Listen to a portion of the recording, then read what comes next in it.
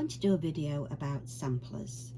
So if you want to buy a sampler, it doesn't often come with English instructions.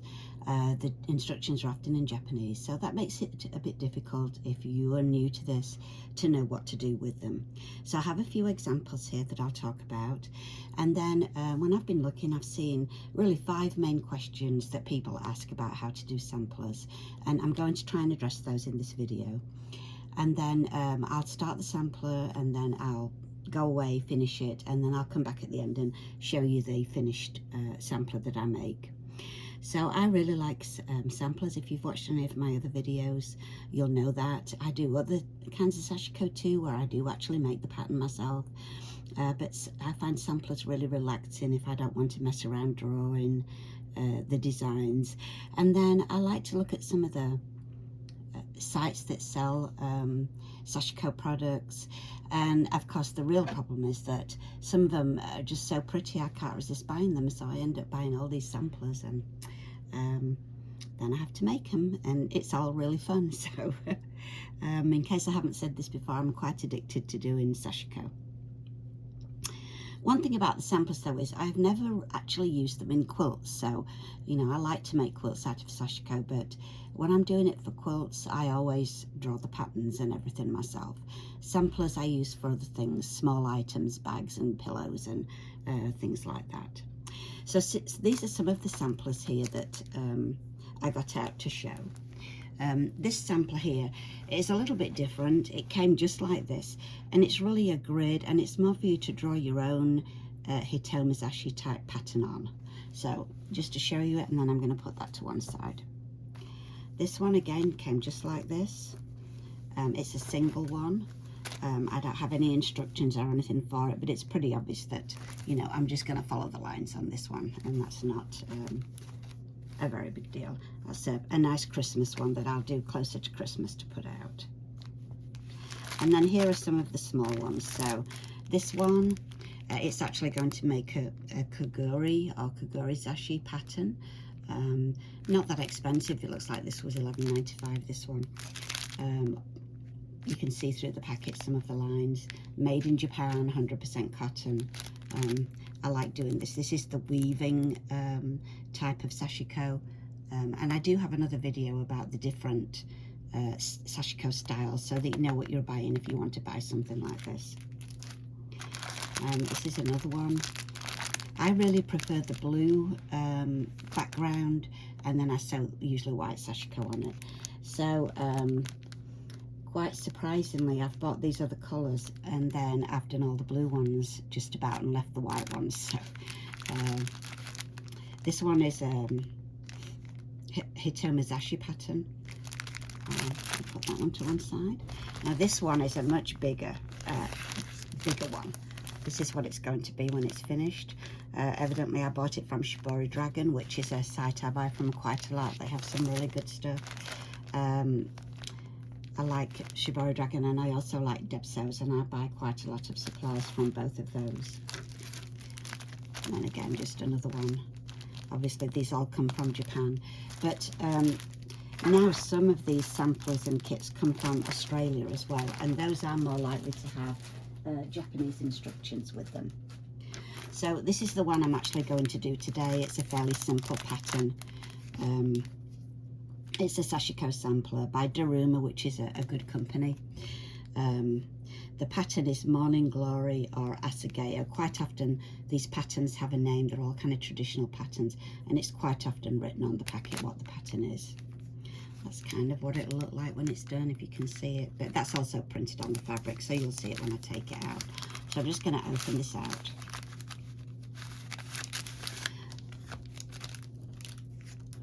All right, so the first question that I'm going to answer here is, do you use these kits double? Now they don't all come double, as you saw. Some of the ones I held up were a single sheet, but this one actually is a double fabric one. So if you can see that, hope it shows up well. Half of the fabric has the pattern and the other half has the white cotton. And most people ask, what is that for and what to do with it? And so the answer actually is, it's a choice. So when these were first made into cloths, they were doubled, and the stitching was done through both sides. But of course you don't have to do that. If you want to cut the other side off and use it for something else, then you know that's fine. I actually like to sew through the double layer.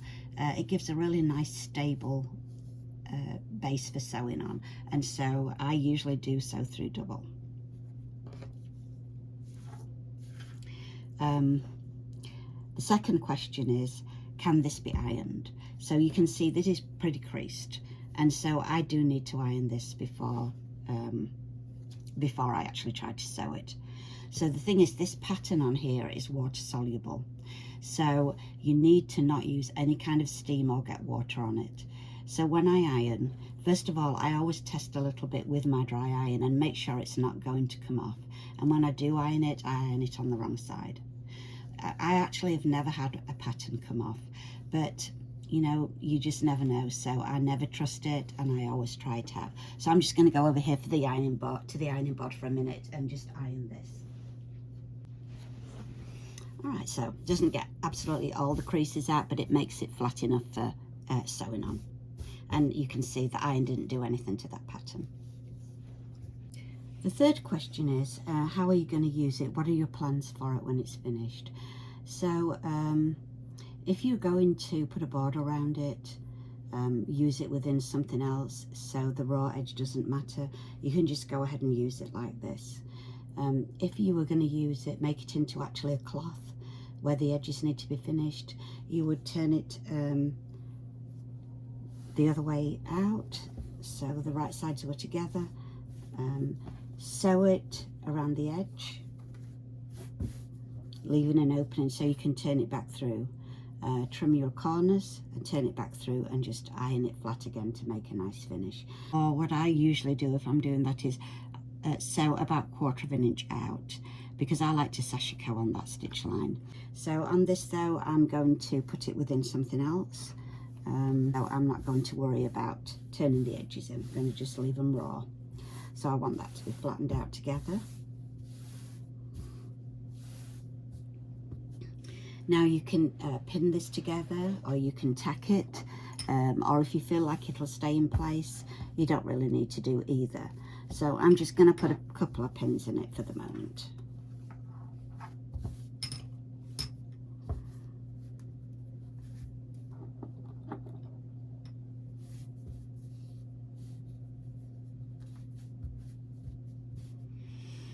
All right, so the last question is that I see quite often, where you start stitching. So let me say first, when I'm going to sew around the edge of this, I always do this outer edge first. I don't really think that that's necessarily the right or wrong way to do it. Some things you just get in the habit of doing, and that's just the way I usually do it. I like to do that because it holds it the two pieces fairly in the position I want them to be. And then after that I'll be able to take these pins out and not worry about it. And all the time that I am stitching though, I do keep smoothing and making sure that it's not getting misplaced, so I don't want to have wrinkles in the back or anything. I want it all to be smooth. So you know, if you would rather put some tacking or basting stitches through it to hold the two layers just where you want them, or even leave the pins in, you know, that's okay, just whatever you're comfortable with. So I was going to show you, while I've got these out, the instructions that come with it. So as you can see, actually this one surprisingly has English instructions, so I didn't actually get a very good one out to show you, did I? This is the first time I've seen one come with English instructions that came from Japan. So this is the Japanese side, and this is what they usually look like. And as you can see, they're very small. So you might get some idea of stitching from them, but really that's about all. You know, if you don't speak Japanese, you really can't understand them.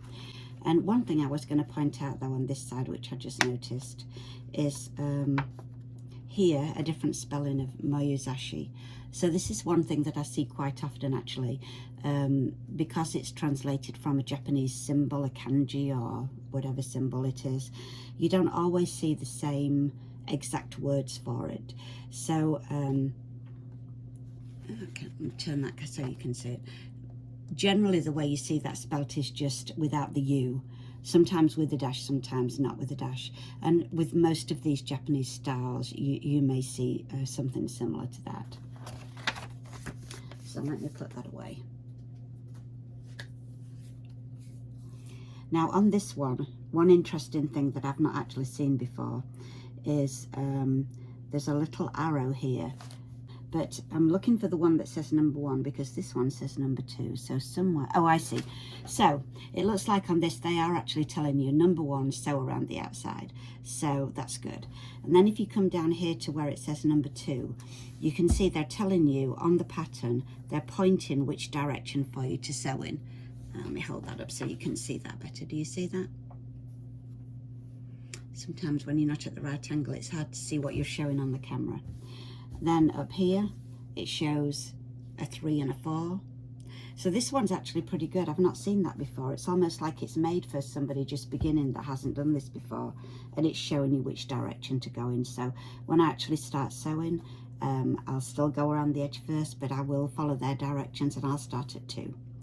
Now this is not a very complex pattern, so it shouldn't really take very long. And so I'm going to start sewing. Let me get my needle and thread and everything out.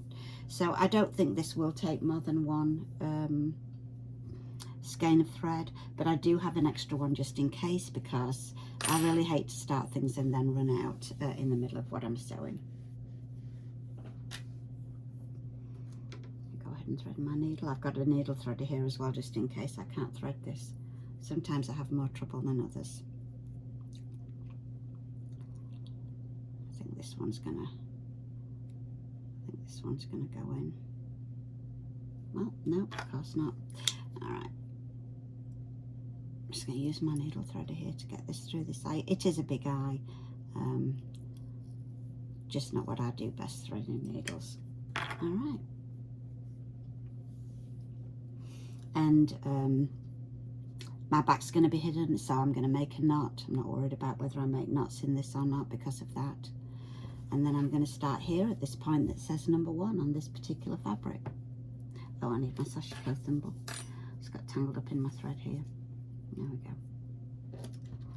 Now this pattern, as I say, it is a water soluble pattern. So at the end, steam might bring this out, or just gently washing will bring it out. But you know, it's a blue ink on here, and I'm sewing with blue thread. So actually, because I'm actually going to follow the actual stitch sizes here, this is probably not going to show. When I finish stitching, the ink is not going to show through. This one might be a little bit different just because they have put those directional drawings on there that won't be covered by my thread. So that'll be the thing I'm actually going to end up needing to wash out. But as I say, usually I haven't seen that. So now one thing with this, if you're using a double layer like this, in some cases it is good if you want to carry thread along. So for example, if for some reason I needed to go in here and then come out here at my pattern, which I don't need to do, but I'm just to explain it. Sometimes you can actually thread your needle and go in between your fabrics. So you would put your stitch in, go in between, so your thread doesn't show on the front or the back. And that would be a good way to carry it. But you really have to be careful. I probably am not going to do that with this one because it's such a dark thread and such a light material that when I've finished, that dark shadow is going to show through my fabric. So that won't be a good thing. And that's really all I need to tell you about doing a sampler. There are just loads of fun to do. As you go along, you'll do more and more complex ones, but really, you know, when you can do the basic Sashiko stitch, it's just one stitch. So as long as you can keep your direction straight and everything, you know, you know, it's pretty much a given. Don't forget when you're doing it to do your tension control, otherwise you'll get it puckered all the way around the edge, and you don't want that. That definitely keeps that at bay, and you'll have a good finished project. So I will come back and show this when it's done, and that's all I'm going to say for today. So thanks for watching. First couple of rows here are done, so it's just showing you as an update. This is coming along quite nicely. I'm pretty pleased with the way it's going to look. I can see that I'm putting some kind of nasty fold marks in it here, just from folding up to put it away when I'm not doing it. I'm going to stop for the moment now and go ahead and do some quilting on another project that I'm working on, and I'll do some more of this later. Hi, so as promised, I'm showing you the finished sampler that I did.